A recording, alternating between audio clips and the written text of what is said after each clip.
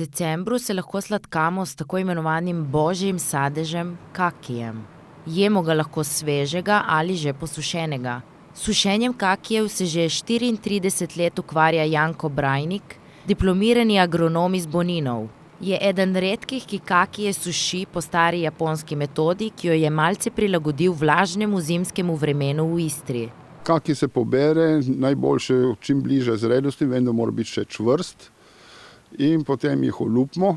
Zdaj, prej smo jih nekaj tudi ročno lupli, potem z nekimi lažjimi strojčki, zdaj imamo pa nek stroj, ki sem ga z Kitajske kupil in je to hitreje. Po lupljenju jih s sponkami obesi v za to namenjeno sušilnico, ki je dodatno ogrevana, da se lahko kakiji umedijo. Ta postopek navadno traja od 10 do 14 dni, lahko pa se podaljša tudi na mesec ali 2. V bistvu je, da on se umedi, ne? Drugače, če jih normalno sušimo, se jih nareže na rezine, kolute ali večje kose in on, čim se da temperaturo in se jih praktično v 1-2 dneh posušijo. Pri tej metodi pa se kaki umedijo in dobijo pač boljši okus in aromo, ne? In konsistenca je drugačna, ne? Da kakiji lahko dovolj dozorijo in pa da niso preveč trdi, ko se posušijo, se morajo sušiti v pravih pogojih. Ker jim ne dodajajo žvepla, so manj oranžne in bolj rjavkaste barve, so pa zato bolj zdravi. Eno je, da se ne smejo prehitro sušiti, torej morajo imeti čas, da dozorijo. Zato se jih v glavnem suši nad 24 do 30 stopinj Celzija v glavnem. Če je sušenje prehitro, to je takrat, če so kakije premajhni ali pa če je nižja zračna vlaga, se kaki ne uspe umediti in potem pride bolj trd, kadar je osušen, ne? Torej kot so krhlji in podobno, ne? Medtem jih, kot sam pravi, tudi masira, da postanejo lepši, predvsem pa boljši. Njihov okus in aroma se izboljša, saj izgubijo trpkost, trdo meso pa se postopoma omehča. Torej masiranje je v glavnem zato, da se izloči tiste, ki so pokvarjeni, torej določen procent kakijev se zmeraj pokvari, dokler ga ne primemo v roke, ne vidimo, da je pokvarjen. Potem nekateri imajo koščice, če zatipam koščico, jih odstranim ven. Masiranje je pomembno še zato, da odstranimo iz kakija, če mora biti zrak noter, ne, torej zrak se pojavi, če se prehitro zasuši okrog in se kasneje suši noter in je trd ovoj, povzroča noter luknje in tam je zmeraj nevarno, da se pokvari. Zato, kadar ga zmasiramo, ta zrak stisnemo ven, da jih oblikujemo, da so primerne oblike, ne, da niso vse izkrčeni, ne. Brajnikovi se poleg sušenja kakijev, ki jim trenutno vzame največ njihovega časa, ukvarjajo tudi s pridelavo vina. Največ imajo zasajenega refoška, 10 malvazije, nekaj pa tudi cipra. Mi imamo 5 vinogradov, to vsega skupaj 3,5 hektarja. Pridelamo pa enih 7-8 tisoč litrov vina povprečju, ne. Imamo nizke pridelke. In ker je pač ekološko in se trudimo, da naredimo kakovostno vino. Ne glede na kmetijsko panogo, pa so Brajniki od nekdaj ekološko usmerjeni. Že pred leti smo se odločili, da bomo delali ekološko, ne, torej manjše količine za boljšo kvaliteto.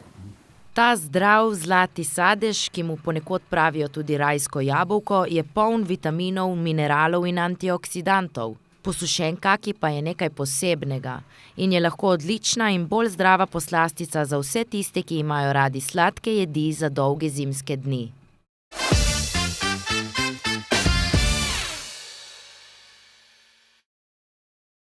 Izolska samoupravna skupnost italijanske narodnosti se je v sredo sestala na prvi redni seji.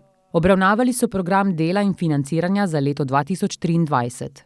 Kot je bilo predvideno z natečajem, ki ga je Obalna Kan prvič razpisala po priporočilu Ministrstva za kulturo, bo za dodelitev sredstev, namenjenih izvedbi kulturno-umetniških programov, pristojna posebna komisija. Na voljo imajo 208.000 evrov. Quest'anno è la prima volta una nuova modalità, la Can Costiera ha messo a bando i fondi che provengono per il programma culturale della CNI nel suo totale tramite un bando che è stato pubblicato sul sito ufficiale della Can Costiera e di conseguenza è stato anche inviata l'informazione alle varie Can. Čeprav je bil rok za oddajo prijav kratek, sta obe izolski italijanski skupnosti skupaj s Can pripravili predloge v skupni vrednosti nekaj več kot 76.000 evrov. Ta sredstva bodo namenjena kritju stroškov za izvedbo koncertov, razstav, založniške dejavnosti ter drugih iniciativ, ki so usmerjene v ohranjanje italijanskega jezika in kulture v prihodnjem letu. Questa è stata la seconda seduta ordinaria del Consiglio della Can di Isola, dopo la prima seduta costitutiva che in pratica si è tenuta a inizio dicembre. Questa volta abbiamo trattato temi più amministrativi, operativi, quanto la nomina del Comitato dei Garanti, la nomina di altre commissioni. Si è rinnovata, o meglio riproposta, la nomina del signor Gianni Catona, caporedattore della redazione del Mandracchio, e abbiamo anche approvato all'unanimità il programma culturale per l'anno 2023. Svetniki so se zahvalili tudi upravnemu odboru Palače Manzioli, ki je v letu 2022 kljub težavam uspel pripraviti kulturni program.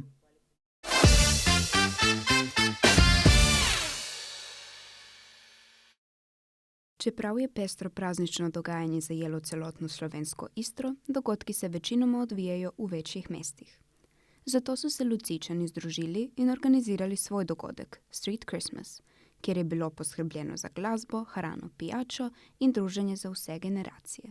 Jaz sem soorganizator z Mortis Gallery in smo se odločili za to organizacijo, ker v Luciji se premalo dogaja, večina je fokusirana na Portorož, Piran. In smo rekli, da moramo tudi kaj za domačine narediti in s tem smo hoteli še narediti nekaj dobrodelnega, sploh v tem času, in združiti vse skupaj in narediti kaj dobrega. Lokalni podjetniki so ponujali različno hrano, od sušija in burgerjev do jedi na žlico. Iz lončkov so zadišale tudi pijače, saj so poleg lokalnega kraft piva ponujali tudi kuhano vino in kuhani džin. Nekako smo zbrali te mlade podjetnike in obrtnike, ki bi predstavili svoja dela. Tukaj imamo, beer catcher, to so domača kraft piva, Ekola, ki je dejansko naše prvo podjetje brez embalaže. Potem Nori Sushi se nam je pridružil. Tle imamo nekaj na žlico od našega Kopata, dejansko bojo bobiči. Vsaka stojnica je ponujala široko paleto zanimivih okusov. Tu bomo imeli hrustljavi ocvrti suši, zato ker je mrzlo, tako da damo nekaj toplega. Zraven bomo imeli pa še bubble tea, za odrasle pa tudi bubble gin. Osrednji del sejma je vsekakor bil dobrodelni srečelov. Zbrali so 189 nagrad in je vsaka srečka bila dobitna. Zaslužek od nakupa srečk je namenjen družinam v stiski v občini Piran. Na dogodku je za glasbo poskrbel DJ Ramni, ki je predvajal old school, hip-hop in funk glasbo. Moramo malo obuditi naše mesto, tako da bi mogoče čez par let do podobne evente delal, da bi se potem začela neka scena v zvezi z malo bolj, ko bi rekel, subkulturno sceno. To ni prvi dogodek v sodelovanju bara Tam kot zmeraj in studia Mortis. Je pa prvi zimski s poudarkom na hrano in pijačo. Ker je poletni dogodek, ki vključuje grafite in skate, že postal nekaj vsakoletnega, upamo, da bomo tudi božični sejem ponovno videli prihodnje leto.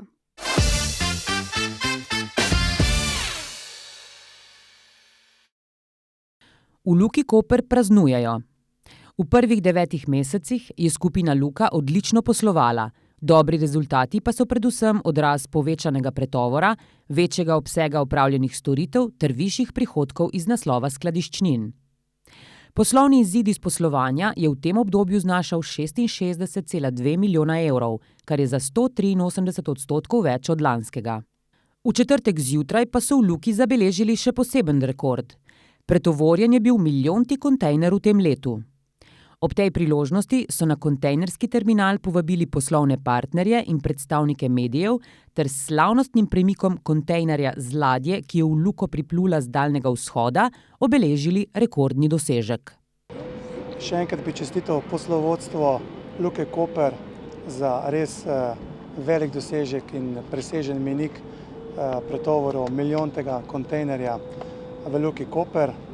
V teh negotovih in posebej težkih časih za gospodarstvo so tovrstni mejniki, tovrstne pozitivne zgodbe še kako pomembne in dokazujemo tudi v Sloveniji, v slovenskem gospodarstvu, da se da z pravim pristopom ohranjati in še izboljševati pretekle rezultate. V Luki pa jim milijon seveda ni dovolj. Po doseženem rekordu se že ozirajo k novemu cilju, 2 milijonoma. Za začetek bi bili zadovoljni že s poldrugim. Čeprav so prostorske zmogljivosti Luke Koper, v zadnjih letih pa tudi kapacitete železniškega omrežja zelo omejene, so njihovi načrti smeli in optimistični. Mi bolj ali manj z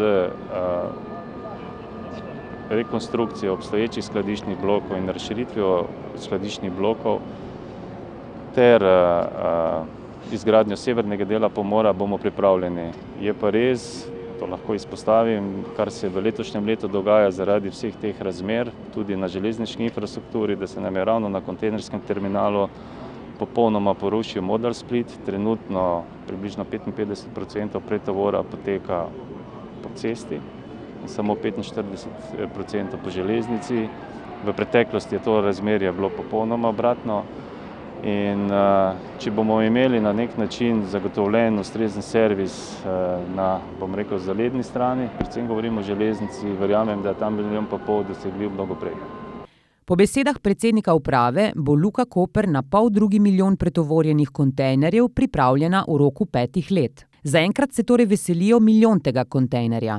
Zakaj pa je ta številka tako zelo pomembna, tudi v primerjavi z ostalimi pristanišči v regiji? Glede na to, da je severni Jadran mogoče ni bil deležen toliko pozornosti strani globalnih strank v preteklosti in je nek mejnik, ki pove, da smo pripravljeni, smo delali v pravi smeri, investirali v tiste kapacitete, katere so nam to pripomogli, da pridemo do tega milijona. Ne?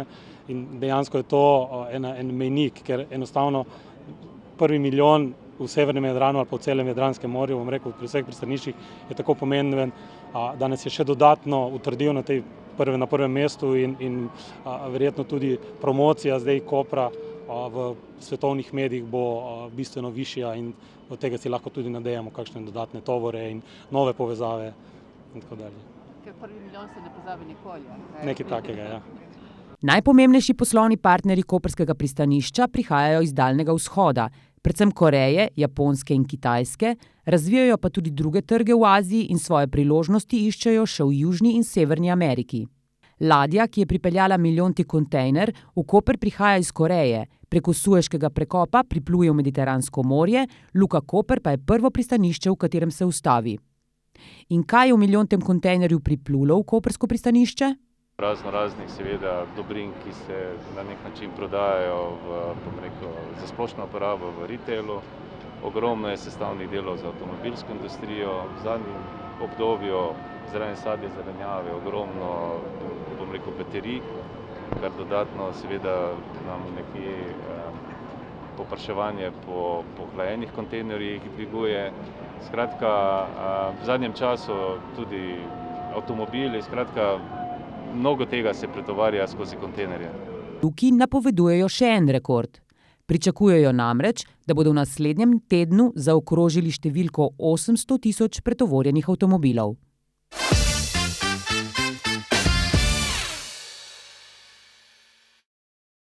V četrtek je potekala prva konstitutivna seja občinskega sveta občine Izola, na kateri je bilo prisotnih vseh 23 svetnikov.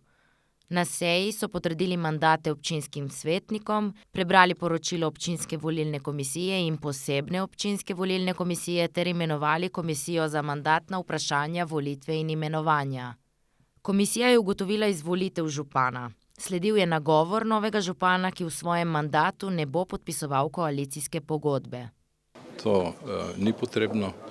Jaz mislim, da že danes v tem pozdravnem govoru napeljal na to in povedal, da pričakujem, da bomo v tem občinskem svetu sodelovali pozitivno, razvojno, v korist občanov in mislim, da koalicija ni potrebna. Sploh neka pogodba, ki bi jo zaradi tega podpisali. Novi župan bo deloval kot nepoklicni župan, ampak bo, kot sam trdi, vedno na razpolago. Glavni načrt je usmerjen v urejanje prostora s poudarkom na degradiranih območjih v stanovanjski gradnji, gospodarskem razvoju in energetiki. Na vsak način je treba začeti reševati zadeve, ki so zastale. To je sigurno OPN. Z OPN-om je takoj treba začeti pripravljati dolgoročno strategijo razvoja občine Izola, kjer jo je treba končno tudi umestiti prostorsko, urbanistično. Če bomo nekaj načrtovali in je potrebno umestiti v prostor, je to istočasno delo. Kaj me čaka za nazaj, bom videl jutri pri primopredaji, kakšno je stanje. To bo jutri ob 10. uri in potem bomo videli, kakšno je stanje. Županu je čestital tudi nekdanji župan Danilo Markočič in mu zaželel vso srečo v novem mandatu. Dobrega sodelovanja se nadejajo tudi nekateri občinski svetniki, ki smo jih po seji povprašali, kako si predstavljajo delovanje v prihodnje. Pričakovanja moja so realna. Pomembno je zdaj, da postavimo zdrave temelje, da se bo delovalo transparentno in v korist Izole, Izolank in Izolanov. Pomembno je to, da se bodo sprejemali projekti, ki so dobri za Izolo, ne glede na to, iz katere strani ali pa z katere stranke ali pa liste prihajajo. In jaz upam, da bomo zgledno sodelovali, ne samo recimo naša stranka z tako imenovano koalicijo, ampak vseh 23 članov občinskega sveta in ostali občinski organi. Mi upamo v tvorno sodelovanje z novim županom, upam, da bo ta sestava delovala pozitivno in da bomo v bistvu to mesto pomagali premakniti naprej. To so bile zmeraj naše želje in tudi naše delovanje v preteklosti. Seja se je zaključila s skupnim fotografiranjem in prigrizkom, kjer so vsi skupaj nazdravili novemu županu in se posladkali s torto.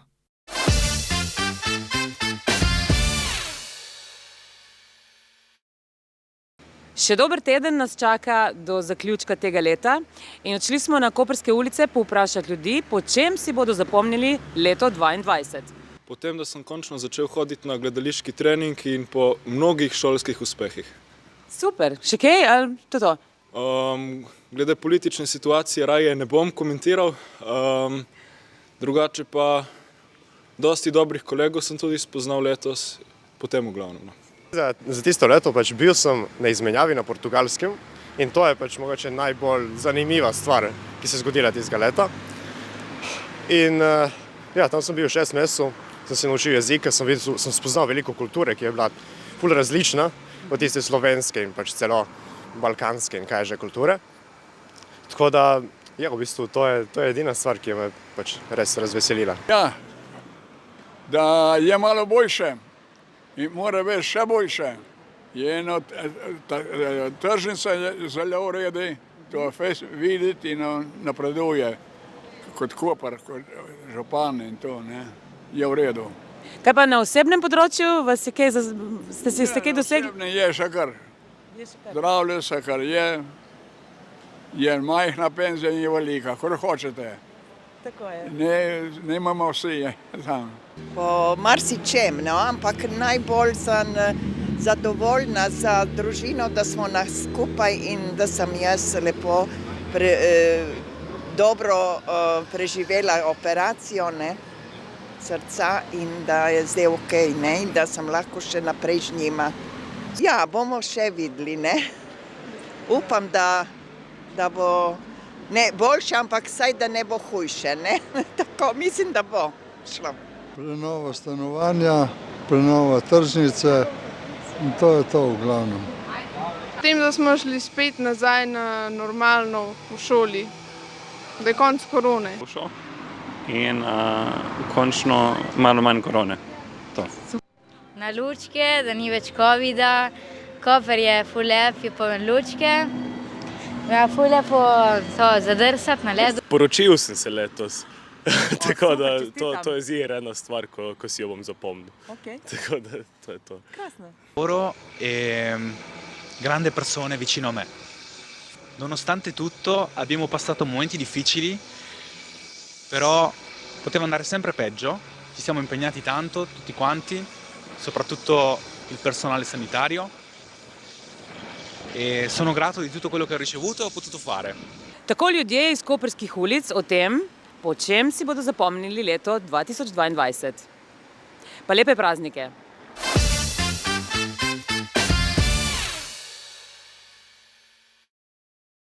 Vikend tokrat pričenjamo z dogajanjem na letošnjem festivalu Grando, ki se odvija v nekdanjem skladišču soli Grando.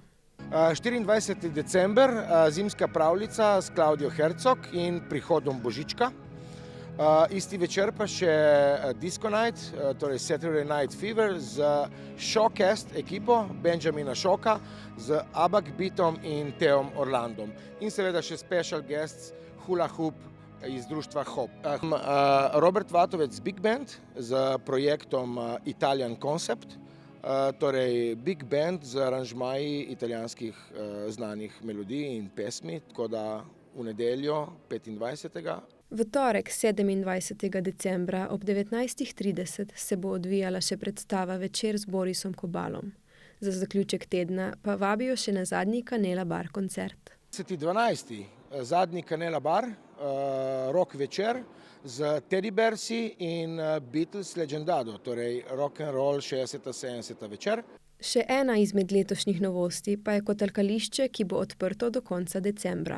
Pa seveda vsak dan od 4 do 8 na kotalkališče, ki je odgovor na drsališča, samo da smo v občini Piran tokrat malo pomislili na energetsko krizo in pripravili prav tako eno tako navdušenje za otroke, vendar brez porabe električne energije. Tako da kotalkališče, vabljeni vsi otroci od 4 do 8. Praznične dni bodo popestrili tudi z dogodki na Fantazimi. Na božični predvečer, torej 24. decembra, bomo gostili vokalni trio Vivere, ki nas bo popeljal v tisti praznični božični čas. 25. decembra pa se bodo predstavili Danilo Kocijančič Friends. Zadnji petek v letošnjem letu pa bo namenjen otrokom. Potem pa nas čaka še poseben dogodek za najmlajše. Najmlajši bodo namreč v novo leto prvi vstopili in nazdravili leto 2023 na silvestrovanju za otroke, ki bo 30. decembra skupaj z Enci Benci Kataljenci in Dedkom Mrazom. Tudi na ledenem otoku v Izoli za praznike vabijo na dogajanje v parku Pietro Coppo. Vabljeni na naš ledeni otok v parku Pietro Coppo. V soboto 24. na v bistvu dan pred Božičem bomo imeli Ember, to je dober 4-članski bend iz Gorenjske. Drugi dan, 25. za Božič, pa bo malo bolj pester program, bo predstava za otroke začenši ob 5. in nato ob 19. pa imamo iz Italije magazino Komerčale. Zadnji petkov koncert ledenega otoka v letošnjem letu pa se bo za spremembo odvijal na Lonki. 30. decembra bo prihod Dedka Mraza, tako da nekako novo leto pred novim letom za ta najmlajše. In zatem bojo pa seveda vse skupaj popestrili znameniti Čuki. Na predbožični večer iz kolektiva Biradijski ponovno vabijo v skladišče Libertas, v katerem bo nastopal Jesus on Ecstasy.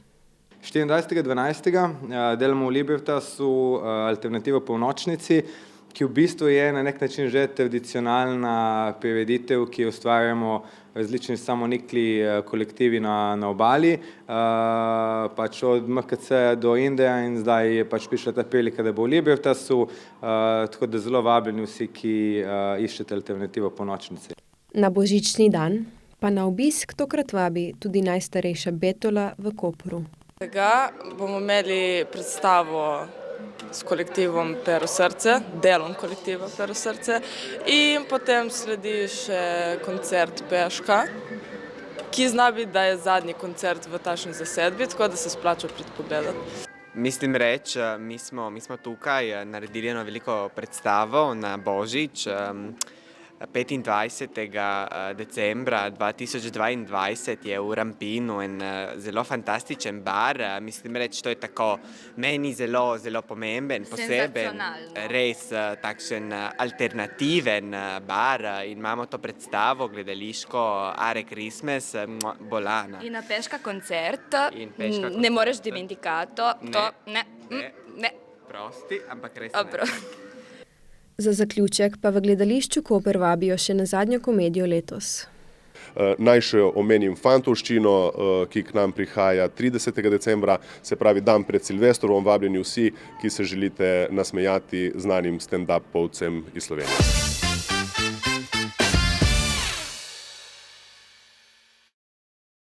Lepo pozdravljeni v novi rubriki V pregledu tedna. Vsak teden vam bomo po novem, po novicah v pregledu tedna predvajali tudi najposnetek tega tedna. Če tudi sami opazite kaj tako zanimivega, nam le pišite na urednik afnamegafon.si ali na info@megafon.si. Tokrat pa si bomo ogledali profesionalni pristop pomočnika komandirja Nove Gorice, Dušana Đogića, ki je izid letošnjih volitev državnozborskih namreč in pa zmago stranke Gibanje Svoboda proslavil s streljanjem sredi gozda. V temo. Brez opozorila. Pa poglejmo. Za zmago